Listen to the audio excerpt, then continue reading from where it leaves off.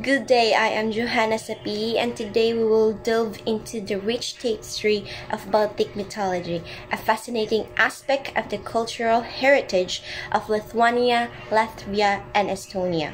As these nations celebrate their unique identities, many are turning to their ancient stories to find meaning and connection in today's world.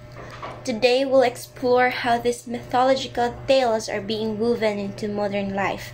So join us as we uncover the enduring legacy of Baltic mythology and its significance in shaping the identity of the Baltic nations today.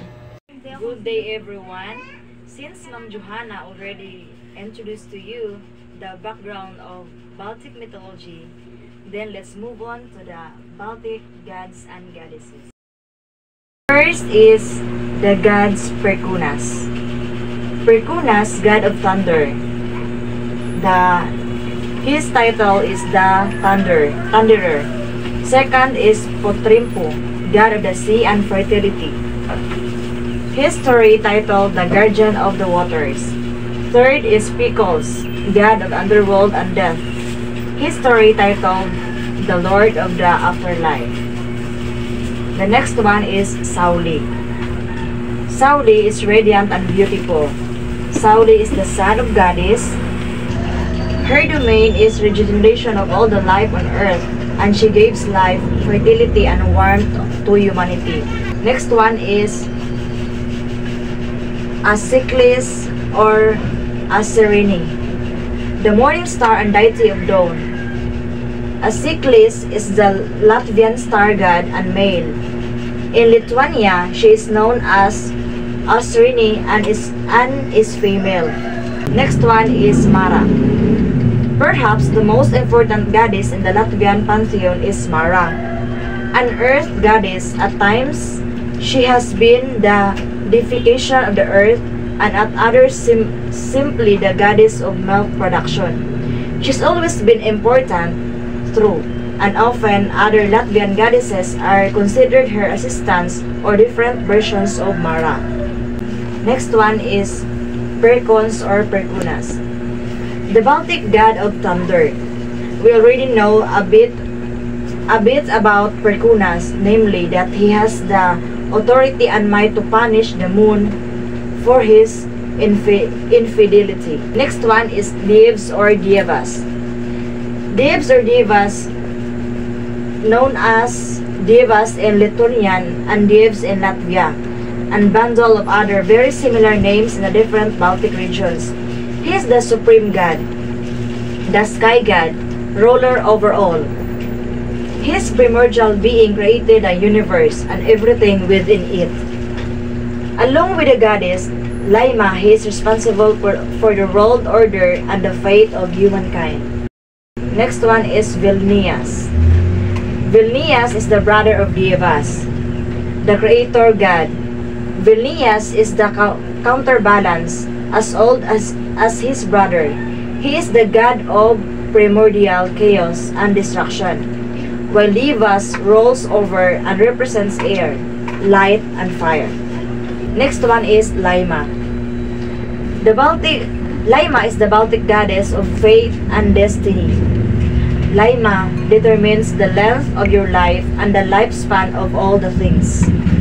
She is also the primary god in determining what a person's fortunes will be throughout their life. Next is Jemyca or Zemis. Jemyca or Zemis, the earth mother and gods of earth and fertility. Zemis made personalities and holds dominion over all life on the earth.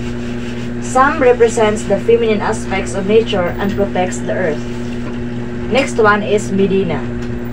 Medina is the protector of the forest. Medina is a virginal goddess. She is depicted as a young woman or a she-wolf and runs with a pack of wolves around. One is Jeltin. Jeltin is a number of gods in the Baltic pantheon have authority over death, but the duty of Jeltin, sister of Laima, is to kill people when their time comes.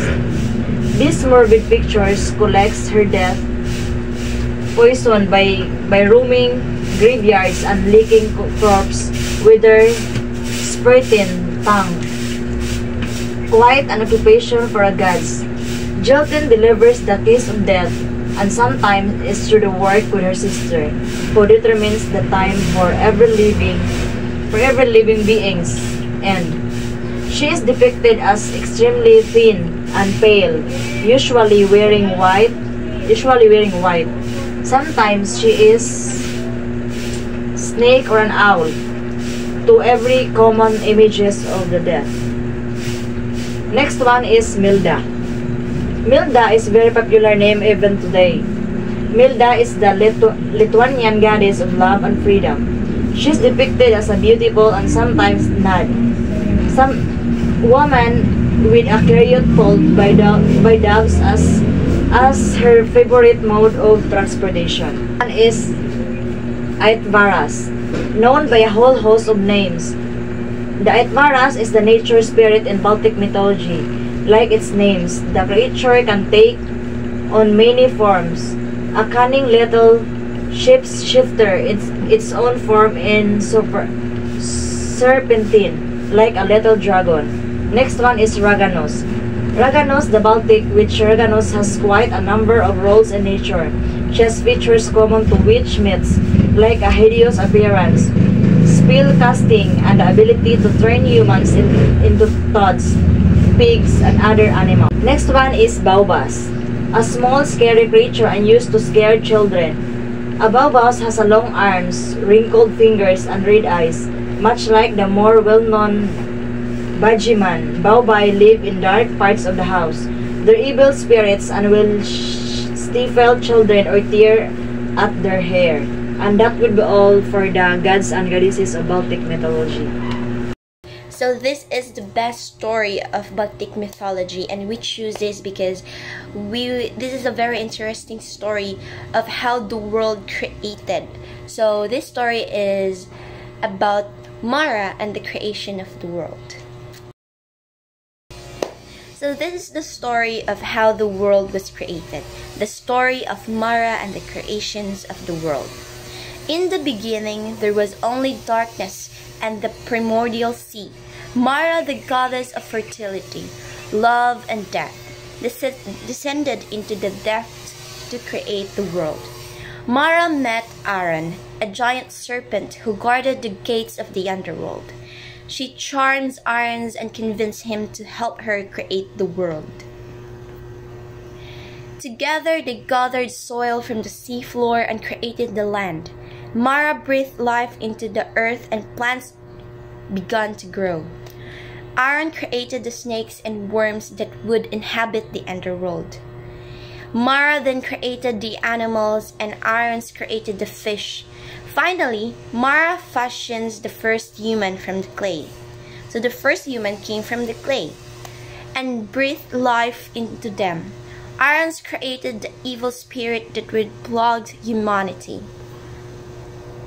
As a reward for this help, Mara gave Aaron the power to control the cycles of nature's life, death, and rebirth. So that's how the world was created from the Baltic mythology. So the literary criticism that we choose is the psychoanalytical criticism, because it granting about power to Aaron could be viewed through the psychoanalytic lens, exploring the dynamic of power, reward, and the control.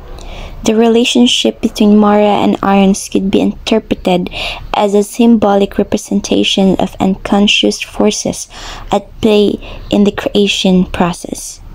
So that could be all for our report about the Baltic mythology and their gods and goddesses. Thank you so much.